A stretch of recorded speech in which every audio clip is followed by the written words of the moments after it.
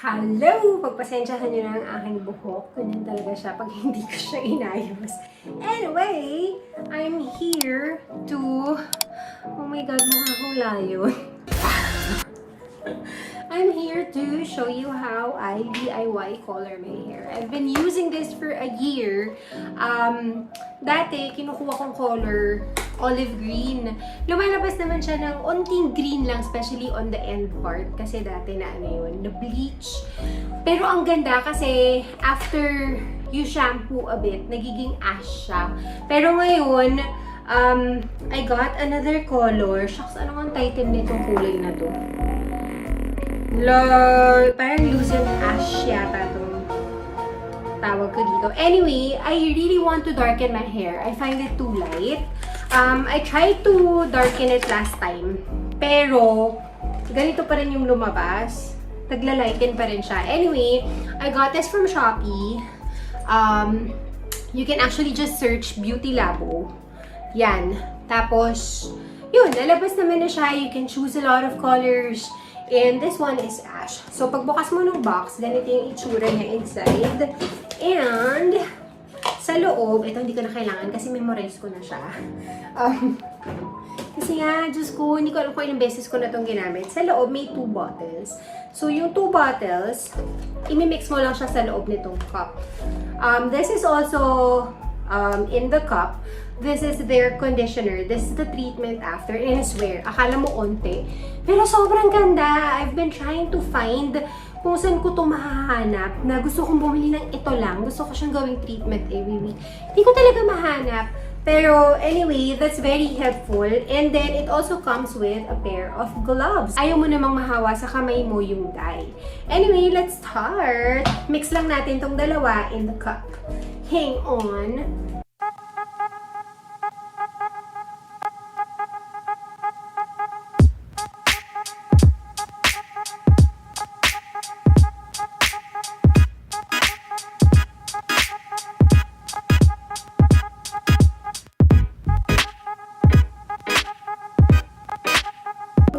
Let's just shake.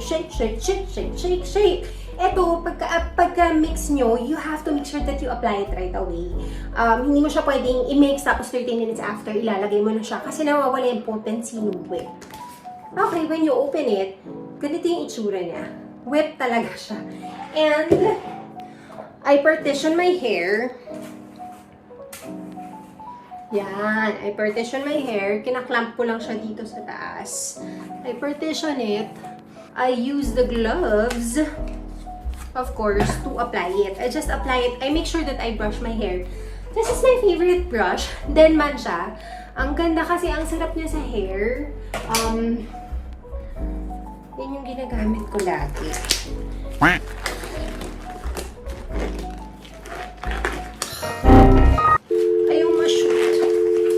Hello? Hello? Cheer up. Kaya mo yan. Diyos ko, tapos na yung vlog natin. Hindi pa yata nasuot tong gloves na ito. Yan. Another one. Okay. Meron din naman akong gloves, pero may ring talaga. Never ko tinatanggal kasi yung sing-sing ko. Never, kahit mag-dive, mag-swimming, matulog, maligo, lahat. But I regularly clean it. Bye! So ito, enough na siya for my hair. For my whole hair, yung isang cup na yan. Sana hindi ma-stain ng aking sando. Actually, sando to ni Papa Lichar. Pinapangbahay ko. Hindi naman ako na-inform na malalang kilikili review pala ang pagkukulay ng buhok. Okay, smell-wise, syempre may amoy siya. Kasi pangkulay siya ng buhok. Nasa sayo, pwede kang mag-mask. Pwede rin hindi. It's really up to you. But you know, I really do it by myself lang. Parang sanay na ako sa pagkulay ng buhok ko. And, ang dami ko na rin na-influence dito sa Beauty Labo na to. You know, ay nako, Beauty Labo, you should already pay me. Kasi ang dami ko na na-influence dito kapatid ko, friends ko. Because you know, during the pandemic, it's so hard to go out.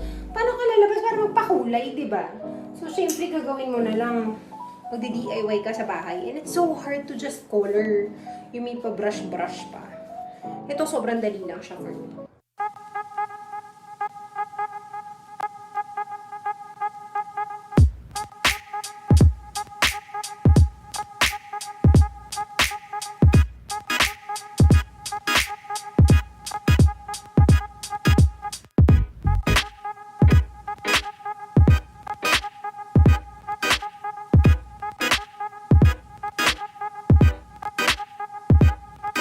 Ayan, so partition lang yung hair. Sobrang hiyang ako dito, alam nyo. Kasi dati, pag nagpapakolor ako, after magpa-color, naglalagas yung buhok ko. Pero with this, wala talaga. Tapos, pag natapos na kayo dito sa hair, babad mo lang siya for 30 minutes. Hala, nakakaloka. Yung shade ko pala, olive green. Ayan o, olive green. Anyway, I still like it. Kasi, ayan, at least makikita niyo yung finish ng olive green sa akin. Sobrang ganda. Ito talaga yung pinaka-favorite ko. But I remember I bought ash. Yung ash. Yun yung last na ginamit ko. Pero nag-yellow pa rin siya sa akin. But you know what? I think it's with all the shampooing, the exposure to sun. Pero ito talaga yung color ko ever since. Hi, I'm back. Ayan. So, tapos na tayo. Pag binabad ko siya, ganito. And, I make sure na covered lahat. Tapos, okay lang siyang tumama sa sa scalp ko, ha. That's me. If you're using it for the first time, I suggest that you do a patch test first. Kung kaya. Pero with me, I never had any problems with it. Pero syempre, ayan, kailangan covered yung roots, yung likod. And, if you're curious, ganito, may natira pa siya. So, kung medyo mas mahaba pa yung buhok mo than mine, kaya pa. Babad natin for 30 minutes and then I'll come back to rinse it with you. Okay, see you in 30 minutes. 5 minutes left on our clock. Few minutes pass, tapos yan, tingnan nyo, nag-green na yung whip niya. Tapos na-absorb siya ng hair. Pero makikita nyo na yung roots dark pa. It really needs 30 minutes. Hello! 10 minutes to go! Mag-rinse na tayo ng hair. Yan, so far, makita nyo, nag-darken, diba? Ayoko na kasi nung yellow blonde. Ayan, darken naman siya. And I'm excited to show you the finish of olive green. Let's go! Okay, tapos na tayo maligo. Ito yung itsura niya pag wet siya. That's my... Ayan, you can see naman, no? Surprise!